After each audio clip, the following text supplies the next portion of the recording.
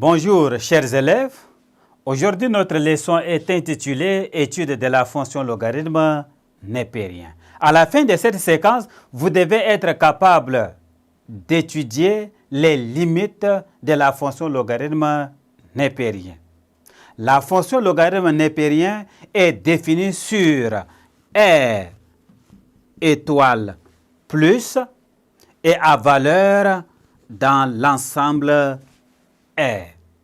Ça veut dire ln défini de R étoile plus vers l'ensemble R, soit l'intervalle, la fonction logarithme népérien, ln défini de l'intervalle 0 à plus infini vers l'intervalle moins infini à plus infini. Limite aux bornes.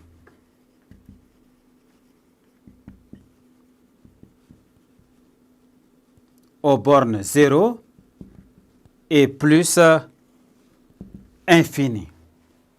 Soit f de x est égal à ln de x. Limite de f de x lorsque x tend vers 0 par valeur positive est égal à la limite lorsque x tend vers 0 par valeur positive de ln de x égale à moins infini. Limite de f de x lorsque x tend vers plus infini est égal à la limite lorsque x tend vers plus infini de ln de x est égal ici à plus infini. Démonstration.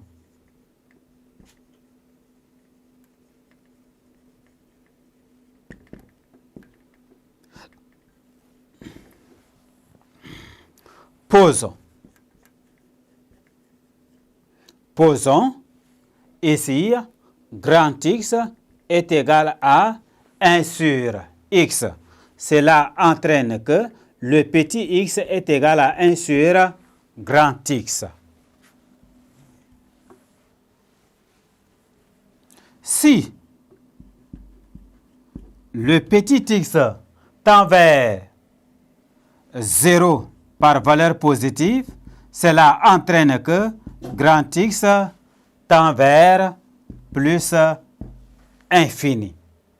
Alors, calculez la limite lorsque le petit x tend vers 0 par valeur positive de ln de x. Ceci est égal à la limite lorsque grand X tend vers plus infini de ln de 1 sur grand X. Or, ln de 1 sur grand X est égal à moins ln de x. Donc, on aura la limite de moins ln de grand X lorsque grand X tend vers plus infini. Or, ln de x en plus infini est égal à plus infini fois un signe moins. On aura ici moins infini. Donc, limite lorsque x tend vers 0 par valeur positive de ln de x est bien égal à moins infini. La droite d'équation x est égale à 0 est une asymptote verticale à la courbe représentative de la fonction f.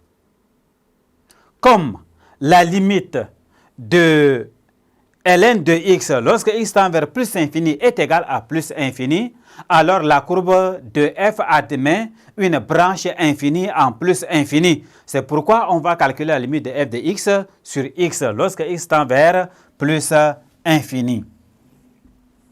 Alors, limite de f de x sur x lorsque x tend vers plus infini est égal à la limite de ln de x sur x lorsque x tend vers plus infini. Et ceci est égal à plus infini sur plus infini qui est une forme indéterminé. Alors, nous allons chercher à lever l'indétermination. Comme nous connaissons que le domaine de définition de Ln est l'intervalle 0 à plus infini, cela veut dire que 0 est inférieur à Ln de x, inférieur à x. Nous allons faire intervenir le radical. On aura 0 inférieur à Ln de racine carrée de x, inférieur à la racine carrée de x. Nous connaissons déjà racine carrée de x égale à x exposant 1 demi. C'est pourquoi on aura 0 inférieur à ln de x exposant 1 demi, inférieur à racine carrée de x. Nous connaissons les propriétés de la fonction logarithme népérien. On aura 0 inférieur à 1 et demi, ln de x inférieur à racine carrée de x. On envoie 2 de part et d'autre, on aura 0 inférieur à ln de x inférieur à 2 racine carrée de x. Nous allons multiplier membre en membre cette inégalité par 1 sur x. C'est pourquoi on aura 0 inférieur à ln de x sur x inférieur à 2 racine de x sur x. En utilisant l'expression conjuguée, nous aurons 0 inférieur à ln de x sur x inférieur à 2 sur racine carrée de x.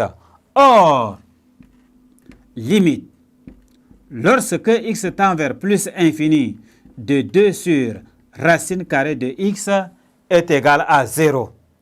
Alors, ceci implique que la limite, lorsque x tend vers plus infini de ln de x sur x est égal à 0. La courbe représentative de la fonction f admet une branche parabolique de direction celle de OI.